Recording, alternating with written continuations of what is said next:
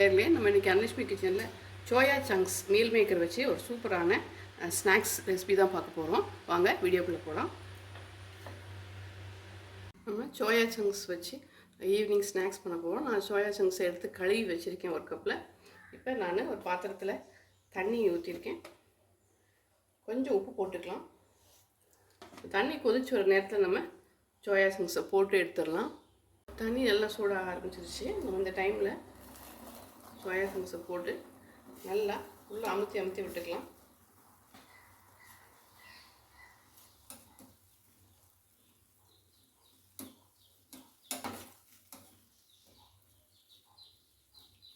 கொஞ்சம் உள்ளே எல்லாம் கொதி வரட்டும்.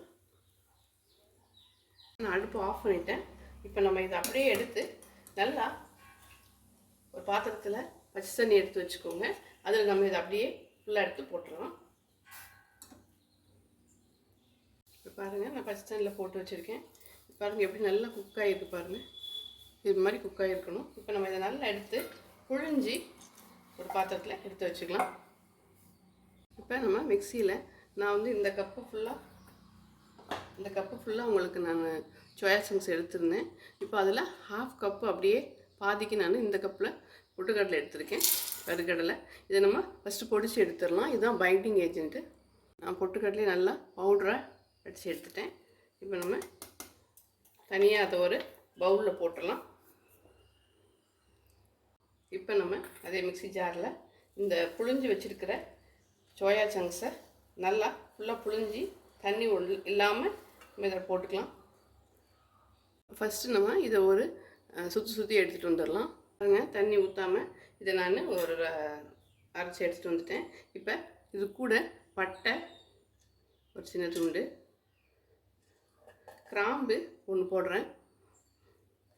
காரத்துக்கு பச்சை மிளகா, இது உங்கள் ஆப்ஷன் எவ்வளோ போடணும் போட்டுக்கலாம்.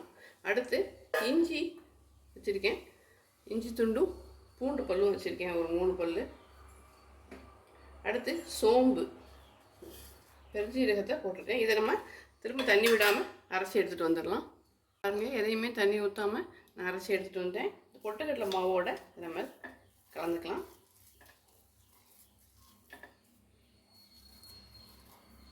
நம்ம இன்னும் இந்த டிஷ்ஷுக்கு தேவையான உப்பு போடணும். ஸோ இப்போ அந்த டிஷ்ஷுக்கு தேவையான உப்பு போட்டுடலாம்.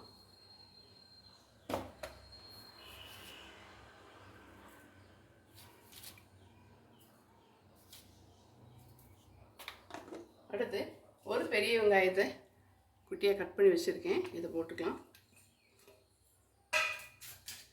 அடுத்து மல்லித்தலையும் கருவேப்பிலையும் கொஞ்சம் கட் பண்ணி வச்சுருக்கேன், போட்டுக்கலாம். இது நம்ம நல்லா சப்பாத்தி மாவு மாதிரி பிசைஞ்சு எடுத்துடலாம். பாருங்கள், நல்லா கை வச்சு பிசைஞ்சு சப்பாத்தி மாவு பதத்துக்கு பிசைஞ்சு எடுத்தாச்சு. நல்லா அதுக்காக நம்ம பொட்டுக்கடலை போடுறோம், நல்லா பைண்டிங் ஏஜென்ட்டாக. இப்போ நம்ம இதை நல்லா கட் பண்ணி வச்சுட்டு இப்போ கடாயில் எண்ணெய் வச்சிடலாம் பொரிக்கிறதுக்கு. இப்போ நான் அதை இது மாதிரி பால்ஸாக நான் உருட்டி எடுத்து வச்சுக்கிட்டேன். கையில் எண்ணெய் தடவி உருட்டி வச்சுக்கோங்க. உங்களுக்கு டிசைர் ஷேப் சைஸில் நீங்கள் பண்ணி வச்சுக்கலாம். இப்போ எண்ணெய் காஞ்சிருச்சு. அதில் ஒவ்வொன்றையும்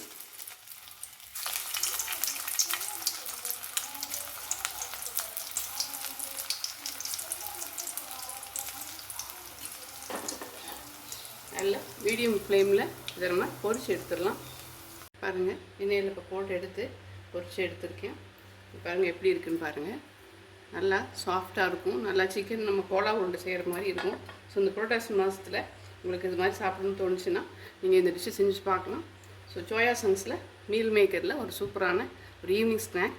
இன்னொரு சூப்பரான வீடியோவில் மீட் பண்ணலாம். மறக்காமல் சேனல் லைக் பண்ணுங்கள், ஷேர் பண்ணுங்கள், சப்ஸ்கிரைப் பண்ணுங்கள். தேங்க்யூ.